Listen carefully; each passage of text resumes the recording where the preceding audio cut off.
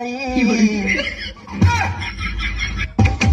कौन सा गाना गाया जिससे इन्हें गुस्सा आया? आगे मागे के दैया के नून मेरी चाई तोरे गनवा बोले बिलाई आगे हमें के लकड़ी भरोसा के गादा हाथी के गा खजुआवे दरोगा आगे हम बनाली लिटिया बन गेले गुरपीठिया ले दुल्हावा मर के पर पिठिया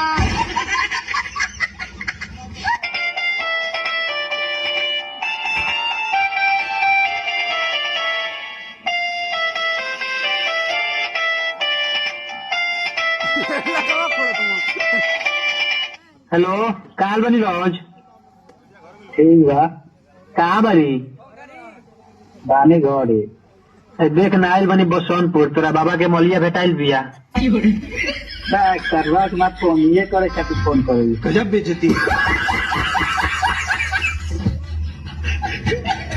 याद कर जहिया कुमार रहलू पिया से पहले हमार रहलू लेतलम का तियार रहलू पिया से पहले हमार रहलू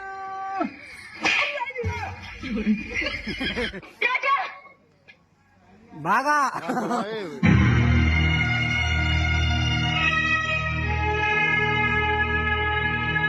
तुम मुझे छोड़कर जा रहे हो? मैंने तुम्हारे लिए सारी दुनिया को ठुकरा दिया, सब कुछ छोड़ दिया और आज तुम मुझे ही छोड़कर जा रहे हो। आरती, समझते क्या तुम अपने आप को? हाँ? आरती, तुम मर्द हो ना, जब चाहे छोड़कर जा सकते हो। छोड़ लेकिन मैं कहाँ जाऊँ राजा जी?